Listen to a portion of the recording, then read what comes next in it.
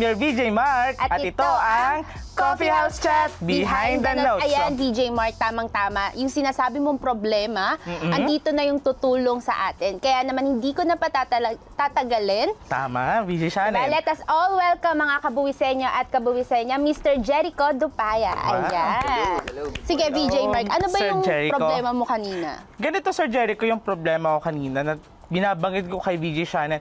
Kasi yung kaibigan ko, namumroblema siya sa compensation benefits o COMBEN. Di ba tatlo po yun? PhilHealth, Pag-ibig, tsaka SSS. Hindi siya makaregister na ayos. Hindi ko rin alam kung ano yung mga bagong updates dito. Matutulungan mo po ba ako doon? Tamang-tama dahil this year, 2024, madami tayong updates regarding sa SSS and PhilHealth and ating Pag-ibig. So, start nung January 2024, nag-increase po ng contribution sa atin sa PhilHealth and HDMF or SSS. Before is meron tayong 4.5% na contribution for PhilHealth. Nag-increase po siya ng 5% ngayon. So, kaya magtataka kayo bakit sabihin nyo malaki na yung nakakaltas sa gross monthly compensation nyo. Dahil po yun sa bagong increase. Increase, Yes. Nasagot ba yung problema mo? Yes, oo. Kaya sa kaibigan ko dyan, sa mga kabuwisan at kabuwisenya, panoorin niyo po ito dahil marami kayong malalaman tungkol sa compensation benefits. Yes. Kaya naman siguro, mga kabuwisenya at kabuwisenya, alam kong nag-iisip kayo ngayon kung sino ba yung nasa harapan namin, ano ba yung buong pangalan niya, at ano bang meron si Mr. Jericho Dupaya. Ano po ang ginagawa nyo sa COMBEN Department? Ano ba yung mga pinoproseso nyo doon? Okay. So, sa COMBEN Department, ang pinaprocess namin dyan is ang mga monthly filing or monthly contribution ng mga clients natin. So, meron tayong tatlong agencies na hinahawakan sa monthly filing natin. Meron tayong SSS, PhilHealth, and Pag-ibig. Ang monthly filing nila is merong iba-ibang deadline or due date na kailangan natin laging tandaan or bantayan para hindi magkaroon ng penalty si client natin kapag na-late sila ng payment. So, ayun yung ginagawang trabaho natin. And also, meron din tayong mga updates na ginagawa kapag si client is nagpa-submit ng ibang documents or amendments dun sa ating kanilang records dun sa SSS PhilHealth Pag-ibig. Ang mga process na to is nagtitake at least 3 to 5 days. Kaya medyo hassle sa kanila. Instead na mag-focus sa business na kanila, mag-generate sila ng revenue nila, pinapa-take care na nila sa XDT, yung mga ganong bagay. Wow, VJ Shannon, catering pala ng XDT and Company ang COMBEN. Kaya naman, VJ Mark, nagtataka ako kasi feel ko, ka-age lang natin siya. Pero gusto ko malaman, Mr. Jericho, bago ka mapunta sa XDT, ano ba yung ginagawa mo? Okay, so trivia lang. I'm OJT from XDT and Company din. So OJT ako na yung XDT and Company before and na-absorb ako because of Coach Rayet and Professor Sai. And ngayon is tax associate na and nag-handle na ng COMBEN Department. Sa bali kakasimula lang din pala niya, di ba, VJ Mark? Tapos, Sir Jericho, tanong ko lang din pala dun sa COMBEN. Ano yan? May age gap ba yan? Sa COMBEN naman, kapag magre-register tayo is kailangan at least nasa legal age na din tayo. Meron tayong mga clients or mga ibang individual na laging nag-ask kung pwede na silang makakuha ng IDs dahil alam naman natin na ang ID sa mga government agency is ginagamit natin lagi. Lalo na kapag fresh grad ka. So yung mga IDs na yun, tinatanong nila, hindi pa sila graduate pero kung pwede na kami makakuha nito. Kasi yun yung importante kasi diba, pagka-graduate, yung mga IDs mo. Lalo na yung mga bagong graduate, tama ka, VJ Shannon. Yan yung tinatanong kalimitan, pwede na ba ako kumuha ng COMBEN o kailangan ko pang patagalin ang pagkuha ng COMBEN? Okay po. Ang sagot dyan is, after nag-graduation mo or before graduation, pwede mo na siyang asikasuhin. Pero kapag sa PHIC or PhilHealth, kailangan muna natin at least nasa yung age natin is legal age or hindi na tayo under ng beneficiary ng ating parents na member din ni PhilHealth. So, kailangan natin i-check yun. Opo. So, may tinatawag din po ba dito na voluntary or employer yung mismo magbabayad nito? Yes. Tama. Yung question mo na yun is meron tayong dalawang classification sa pagko-contribute natin sa SSS PhilHealth Pag-ibig natin. meron tayong individual or voluntary, and meron din po tayo yung employer registration.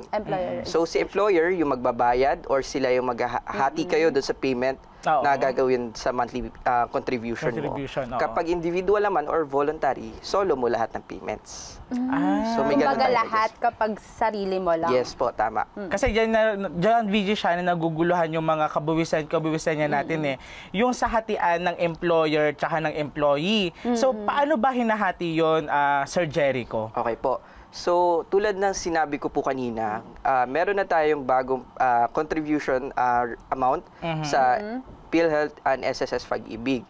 Last year po, sa PhilHealth, meron tayong 4.5% na contribution na hinahati equally, 50-50 employer-employee. Okay. And sa HDMF naman po, last year is merong 100 sa isang employee and 100 din ka-employer. So, total of 200 pesos. Okay. Pero ngayon po, nag-increase sila ng 100%, kaya 200. So, 400 pesos na po ang babayaran natin kay Pag-ibig. Ang galing VJ Shanin, no? Hindi, tsaka feel ko, VJ Mark, sa XDT, maraming matutulungan. Tama ba? Matpapadali yung buhay nila sa pagre-register sa Yes, convent. tama po. Tsaka, si Mr. Jericho yata mismo ang nag-aasikaso. Yes. At least alam ng mga kabawisan niya at kabawisan niya natin, pagdating sa convent, tsaka sa taxes, alam nila kung saan sila lalapit. Yes, Saan nga ulit? Sa XDT. Ayan. Kaya naman, Mr. Jericho, syempre, di ba, marami kang sinasabi about sa convent. Kasi syempre, nag-iisip sila na tama bang maghingi ako ng service sa XDT? Ayan. Okay po. So, para maniwala ang ating mga kabuwisenyo at kabuwisenya sa akin, is meron na po akong 1-year experience sa pagpa-file ng ating convent or compensation benefits. Kaya kabisado ko na po lahat ng mga deadlines and mga iba't ibang claims na kailangan nating i-file dito sa tatlo. So, kaya wag na kayong magdalawang isip na mag-register or humingi ng tulong sa XDT. Sorry. Pero Mr. Jericho, may mga kasama ka ba dyan na mga senior na associate tumutulong, sa XDT? Yes, meron akong dalawa na tumutulong din sa akin dito sa compensation benefits. Pwede mo silang batiin, actually. Shout out kay Miss Arnie or kay Mami A na laging tumutulong sa akin regarding doon sa tatlo. So, siya yung nag-help sa akin dahil siya mas madaming experience dito. So, kapag may mga travel or kailangan mga case or na kailangan namin i-file, sa kanya agad ako lumalapit. So, ayun. Bukod kay Mami A, balik kayong dalawa lang, tama ba?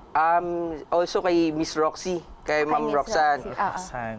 May mga experiences sa registration, sa kasi lagi nag-aasikaso. And kay Ma'am Rowena, na bagong tax associate ni XDT na kasama ko sa pag-file or pag-asikaso ng compensation benefits. Yung nakakatawa naman, VJ Shanin, ang laki na rin pala ng convent department.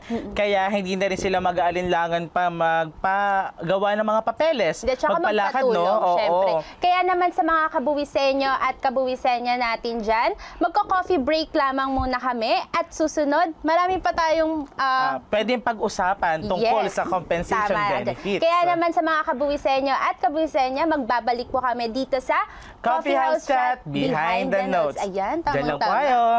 Sa inyo ba Ang galing naman na benefits nyo? Okay.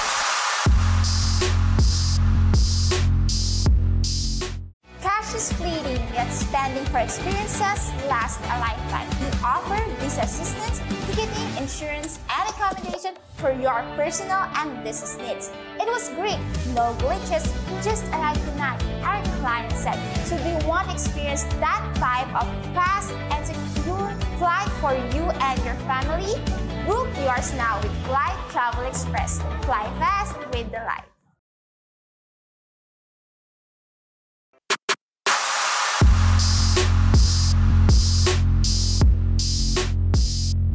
At nagbabalik po muli ang Coffee House Chat Behind the Notes. Ayan, so VJ Mark, tuloy mo na yung tanong natin. Okay.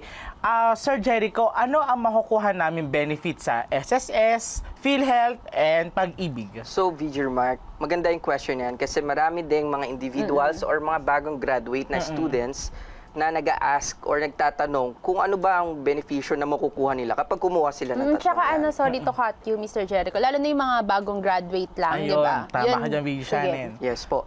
So, sa pagkuha naman natin ng SSS, unahin muna natin si SSS. Okay. Kapag meron tayong SSS, meron tayong mga benepisyo na makukuha tulad ng sa sickness loan or yung sickness benefit and calamity loan, and sa mga babaes meron pong maternity benefits or yung maternity claim na pwede nating maklaim sa kanila.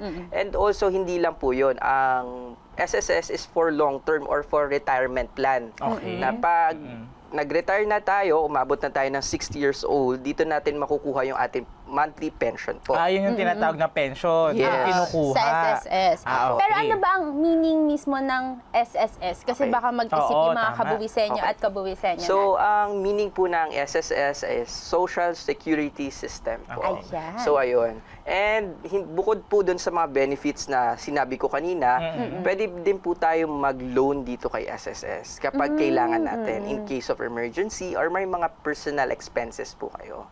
So, ayun. Ano pala ng SSS din, VG Shannon. Yung ano naman, Mr. Jericho, yung PHIC. Ano ba yung PHIC? So, ang PHIC po is PhilHealth. Ayan. So, Philippine Healthcare Insurance po natin siya. Okay. So, ayun. Kapag meron naman po tayong PHIC, ang benefit naman po natin ito, kapag na-hospital, or wag naman sana, na-hospital tayo, di ba? Tama. And meron po tayong makukuhang coverage na sasagutin ni PHIC para mabawasan yung hospital bill natin. So, ilang percentage po kaya ako sa hali? Ang percentage po sa PHIC na mako-cover sa hospital bill is nakadepende kung anong klaseng sakit Okay. and kung gaano kataas yung bill na babayaran mo. And also, kung gaano kataas na yung contribution Okay. na nahulog mo monthly. Yung sa So, pag-ibig naman, Mr. Jericho, ano Okay naman po. yung benefits na makukuha natin doon? Okay po. So, magandang question sa pag-ibig dahil lalo na ngayon, madaming mga kabataan or mga fresh grad na bago pa sa trabaho na dream na magkaroon ng kanilang sariling bahay. So, sa pag-ibig kasi meron po silang housing loan program kung saan tinutulungan lahat ng Pilipino upang makapag-loan or magkaroon ng sariling bahay nila para may mga nagre-rent. Diba? Monthly babayaran mo, hindi naman sa yung bahay kapag tagal. Kumbaga parang investment. Yes. Yes. So, ang pag-i-invest natin or pagko-contribute natin kay Pag-ibig or HDMF is makakatulong para sa atin para magkaroon na tayo ng sarili nating property. Ayan. So, ayun ang pinaka-benefits na makukuha natin. Paano naman po sila pwede mag-register? Oo, diba? tama. Yun yung Register, importante. Bago registration. kumuha ng Pag-ibig na bahay, ayan. Paano po. muna sila magre-register? Okay po. So, sa pag-register kay Pag-ibig, kapag bago ka pa lang or fresh grad, pwede natin itong gawin online. So, madali na ngayon sa panahon natin na online lahat actually. And pwede ka naman din pumunta sa branch na pinakamalapit sa barangay nyo para doon ka mag-fill up ng forms and may mga sasubmit kang documents tulad ng birth certificate na PSE copy or NSO. And also, may mga ID or identification. Kung wala ka pang ibang valid ID, pwede mo naman gamitin yung student ID mo. Siguro, So, ganun. VG Shannon, kaysa mainitan ako, magpagod ako sa pila, Sir Jericho na yan, no? Sa kanya na ako dito na lalapit, sila lumapit. Para hindi na Tama. kayo mahirapan. Yes, tama. Alam mo, VJ, Mark, kanina ko pa ito naiisip na marami bang na-experience kayo sa Comben pagdating Yes. sa mga register? Ano ba yung mga naging problem nyo na Okay po. nasolusyonan na, di ba? Okay po. Bigyan siya, So, sa Comben, actually, napakalawak niya eh. Dahil 3 agency ang hinahawakan mo. And iba-iba sila ng mga policy and rules kung paano natin aayusin. So, sa Comben, ang pinaka-problem na na-encounter namin is yung mga late payments ni clients. Possible talaga yun. Yes. no? Payments, oo. For example, dahil nung nag-COVID, hindi na nila nabayaran yung mga contribution nila monthly Kasi dahil bawal inuna din. nila yung payroll ni employee nila. Yes, oo. So, tapos meron naman nakakalimutan. Oo. So, sasabihin sa amin, paano po ba gagawin namin? Pwede pa ba namin bayaran? Yes, pwede pang bayaran, pero kailangan na natin ng computation ng penalty. Penalty. So, doon tayo Oo, minsan may nahihirapan penalty na. dahil merong mga employees na kulang yung, or clients, sorry, kulang yung mga documents na nasasubmit natin. So, yung mga receipt or proof of payment nila is hindi na nape-present and kailangan na natin makipag-coordinate sa mismong agency. So, pumupunta kayo sa mismong branch? Yes po. Sila Sa mismo. pinakamalapit na branch. Yes. Ano po yun, Sir Jericho? Kung saan ka ba nakaregister o kahit saang branches yun? Okay po. Kapag sa pagpabayad ng mga unpaid contribution or yung mga past due na is kailangan doon mismo sa branch kung saan ka nag-register. Nakaregister? Yes. Okay. Pero Ito, as a sige. payment naman is pwedeng any branch. Any branch, Ayun. okay. Pero ikaw, Mr. Jericho, may mga personal experience ka na ba pagdating sa mga pag-ibig, SSS, tsaka Yes. PhilHealth? So, dahil natanong mo yan, share ko lang din yung experience ko about sa pag-ibig loan, housing loan. Housing loan, yes. So, last year lang, nag-apply ako ng pag-ibig loan sa pag-ibig Yes. ng housing loan nila. Housing. So, actually, dalawa kami nito ng partner ko. Wow. So, Ayan, pwede mo siyang batiin, Mr. Jericho. Baka nanonood siya ngayon. shout out sa'yo, Marinel. Bumili. Ayan, sige. Pag-ibig talaga. Okay. So, naka-acquire kami ng property because of pag-ibig dahil nag-apply kami or nagpasa kami ng application form for housing loan. Okay. And hindi pa kami 1 year sa work. Pero na-approve na agad kami. So, yun yung isa sa benefits na makukuha mo. Bakit kailangan mo kumuha ng pag-ibig? Or magbayad ka ng monthly contribution dyan. Kahit sabihin mong bagong graduate ka pa lang or bago ka sa trabaho, ba't hindi? Magkano lang naman ang monthly contribution mo? Monthly, Diba? oo. Pero Tsaka yung, hindi, tama yung ginawa din ni Mr. Jericho na habang bata siya, dapat nag-i-invest na siya. Yes, Diba? tama Yun po. yung unang mong iisipin, di ba? Oo, tama, VJ Shannon. Go, VJ Mark. Mukhang may idadagdag pa yata Sige. siya. Okay. So, bali, ang advice ko lang sa mga gustong mag-apply din sa pag-ibig housing loan, sa ngayon pa lang, tingnan nyo na yung records or kung ilan na yung contribution na meron kayo. Pwede nyo yan ma-check sa virtual pag-ibig website ni Okay. Pag-ibig. Then mag-create kayo ng account doon, then mamomonitor nyo na kung ilan yung contribution nyo. Pero usually ba, Mr. Jericho, ilang taon ka dapat nagtatrabaho bago ka makapag-loan? Okay po. So, magandang question yan dahil kapag nag-loan ka or nag-apply ka ng housing loan kay Pag-ibig, meron ka dapat at least 24 months contribution. So, equivalent sa 2 So, years. so tinanong niya, wala pa ako 1 year pero Oo, nakapag-apply ang ako. galing nga eh. So, pwede mo siyang i-apply naman ng lump sum or i-advance mo yung payment ng contribution mo. Pwede siya. So, pwede mo, pag nag-advance ka, ma-acquire mo na yun. Yes. So, after application, maghintay ka lang na at least 3 to 4 weeks kung anong status Parang ng 1 month approval. din, no? Yes, ganon. Pero for sure ako, hindi to makapaghintay ng 1 month kasi gustong-gusto mo na talaga makuha ang susi. Yes. Susi ng bahay. Ayan, so syempre sa mga kabuwisenyo at kabuwisenyo natin dyan ngayon, na mga nanonood na alam kong nag-iisip kayo ulit na saan ba pwedeng matawagan si Tama. Mr. Jericho, di ba? At saka syempre, ano pa yung mga pwede nilang matutunan? Syempre, hindi naman po dito namin lahat i-discuss. Tama ba, VJ Tama, Mark? VJ Shannon. Kaya naman sa mga kabuwisenyo at kabuwisenyo namin dyan, magbabalik kami ulit dito para naman malaman nyo kung saan pwede makontak si Mr. Jericho at magko-coffee break lang muna kami. Abangan nyo po kami dyan. Ayan. Diyan lang muna po kayo.